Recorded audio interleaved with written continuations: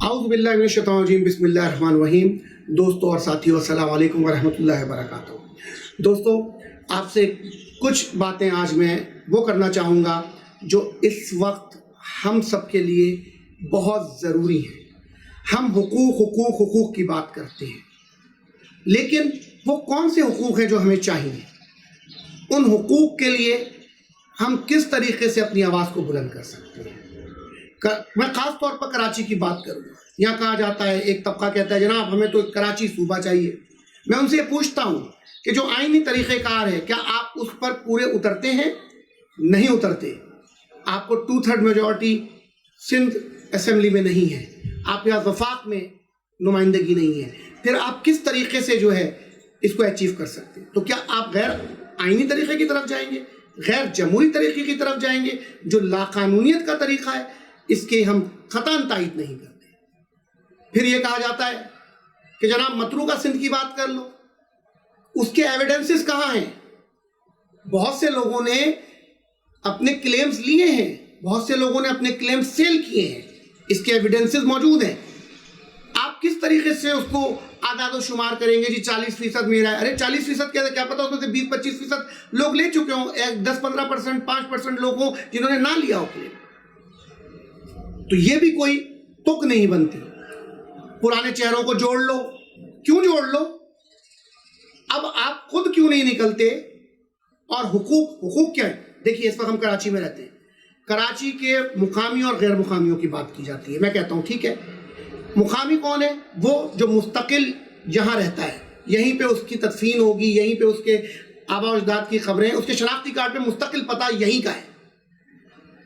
गैर मुकामी कौन है? जो बाहर से आते हैं, कमाते हैं, जाते हैं, या बाहर से आ जाते हैं, मुस्तकिल यहीं रहते हैं, लेकिन अपने शनाख्ती कार्डों पे यहीं का पता मुस्तकिल नहीं करते, बल्कि अपने आबाई इलाकों का ही पता रखते हैं, लेकिन रहायश उन्होंने यहीं रखी होती है।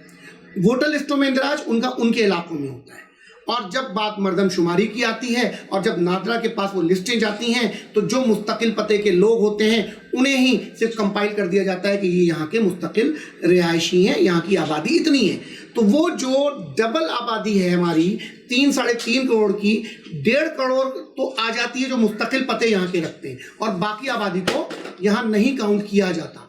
तो उसकी वजह से जो वसाइल हैं वो 1.5 करोड़ की आबादी के लिहाज से हमें मिलते हैं, और उस पर 3.5 करोड़ आबादी इन्हिसार करती है। तो ये वसाइल की मुनसिफाना तकसीम नहीं होती, जिसकी वजह से मसाइल पैदा होते हैं। चाइना कटिंग जैसी आबादियाँ वजूद में आती हैं, फिर उसके बाद कच्ची आबादियाँ वजूद में आ जाती हैं, छोटे छोटे मोहल्ले जो है जिसका कोई कहीं इंदराज नहीं होता, ना वहाँ पानी की सहूलतें, ना लाइट की सहूलतें, अब ये कुंडों पे चलते हैं, मुख्तलिफ लोग दूसरे इलाकों से वसाइल ले रहे होते हैं।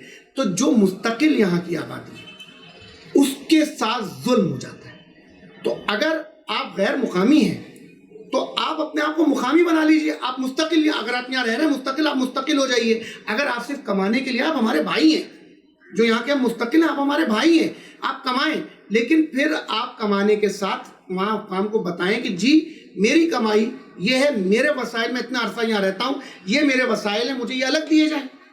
उसकी बुनियादों पर मरदमशुमारी हो, और जब इस तरह की मरदमशुमारी होगी इन क्राइटेरियाज के साथ, रेफ्यूजीज यहाँ बहुत मौजूद हैं जो दूसरे मुल्कों से आए हुए हैं, उनके भी अब हल पेश होना चाहिए कि उनके साथ क्या होना है, उन्होंने अपने मुल्क वापस जाना है या उन्हें यहाँ मुस्तकिल करना है। तो ये तमाम चीज़ें कौमी धारे में लानी है। उसके बाद मरदमशुमारी होने के बाद फिर कोटा। अभी यहाँ एक और स्कैंडल सामने आया कि जनाब नादरा जो है वो गैर मुल्कियों के भी शनाख्ती कार्ड बना रही थी, और उसमें बहुत सारे अफसरान शामिल थे। अब ये इन्वेस्टिगेशन कहाँ तक पहुँची है, किस हद तक गई है, इसके ऊपर हमें फॉलोअप चाहिए। अवाम आपसे हक़ाइक़ को जानना चाहती है। वज़ारत दाखिला बाकायदा, पहले क्या होता था, वज़ारत दाखिला वज़ारत ख़ारजा की तरफ से वीकली जो है एक वो दिया जाता था, ब्रीफिंग दी जाती थी आवाम को टीवी के ज़रिए। वो ब्रीफिंग अब नहीं हो रही, तो हमें वो ब्रीफिंग चाहिए। वो ब्रीफिंग वज़ारत दाखिला के नुमाइंदा तर्जुमान आकर के वो ब्रीफिंग दे और बताए कि इन इशूज़ के ऊपर क्या क्या हुआ है, सहाफ़ियों से बातचीत करे। हमें तमाम फॉलोअप चाहिए। तो हम नहीं चाहते कि यहाँ पर आप जो है गड़बड़ करें। उन लोगों को जो यहाँ के नहीं हैं उन्हें आप यहाँ का رہائشی بنا دیں, یہاں سے شناختی کارڈ ایشوز کر دیں, یہاں سے ڈومیسائلز بنا کر انہیں دے دیں. تو ان تمام حقائق کو سمجھنا ہوگا, اور یہ بہت امپورٹنٹ ہے اس شہر کی بحالی کے لیے, اس شہر کو باقاعدہ کھڑا کرنے کے لیے. اور یہ شہر جب ایک دفعہ کھڑا ہوگا تو پورا پاکستان کھڑا ہو جائے گا, اور ہمارا مقصد پاکستان کو کھڑا کرنا ہے, پاکستان کو ترقی دینی ہے. پاکستان ہے تو ہم فیڈریشن چاہتے ہیں, ہم فیڈریشن کے تحت چلنا چاہتے ہیں. تو لہٰذا میری باتوں کو سمجھنے کی کوشش کیجئے.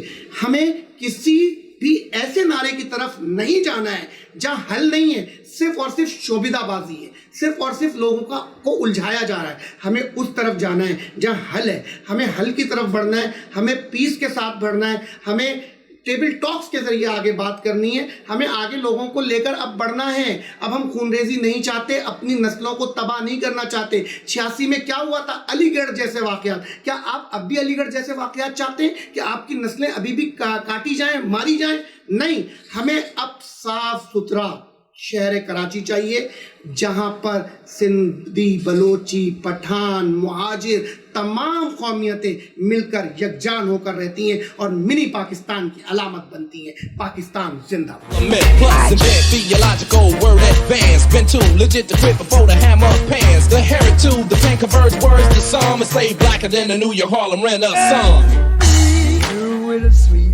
You're in good company.